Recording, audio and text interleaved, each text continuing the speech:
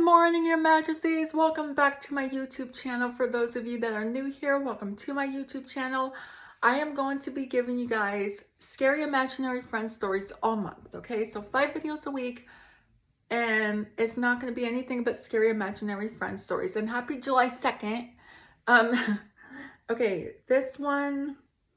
So here's another scary imaginary friend story. So maybe not scary, but definitely weird. When I was little, I claimed to have an imaginary friend who had light brown hair and wore a nightgown and had 2 stars for eyes. Well, my niece was living at my childhood home, and she told me that she had a friend who misses me and asked why I went away. When I asked who she when I asked who she described When I asked who, she described my old imaginary friend. It was super spooky. Edit, I have been informed that this is scary. My apologies. You don't need to apologize.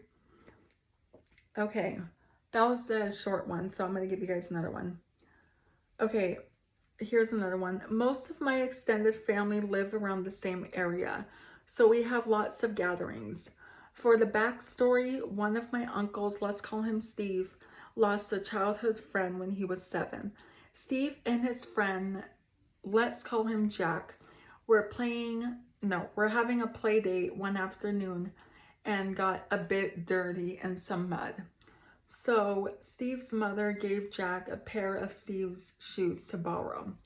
When Jack's father came to pick him up after the play date, they forgot to put on Jack's shoes, and Jack accidentally got into the car with the borrowed shoes still on. Tragically, the father and Jack got into a terrible car crash on the way home, which killed 7-year-old Jack. What?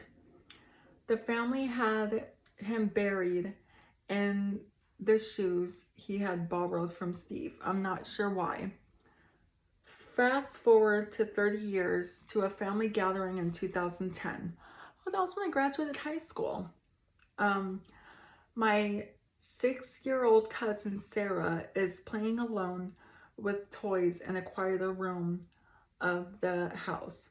My uncle Steve comes up to her house and asks her what is she playing. Ask her what she is playing. Sarah responds saying that she is playing with a friend, holding back a smile. Steve asks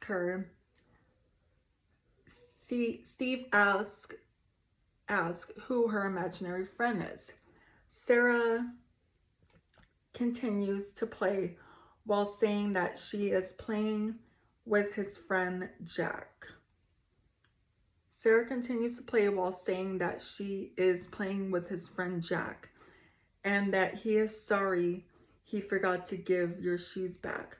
My uncle's jaw nearly dropped. He had not talked about Jack in years, let alone tell that story to a 6-year-old. No one had brought up Jack that day, nor at any family gathering recently. Every time I remember this incident, I get chills. Yeah, I would get chills too.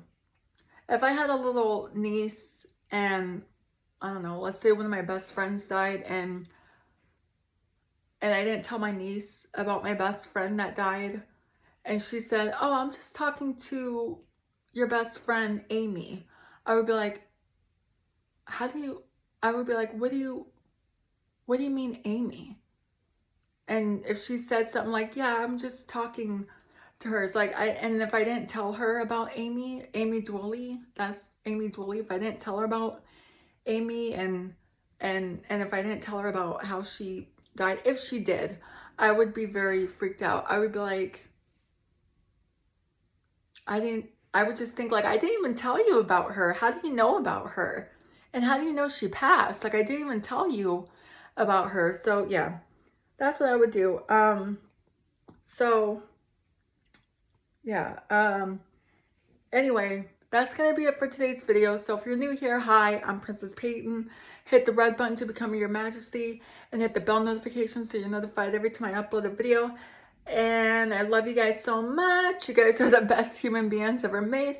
And you're the king of my heart and the song lyrics of Taylor Swift. And I will see you guys in tomorrow's video. Okay, love you. Bye. Mwah.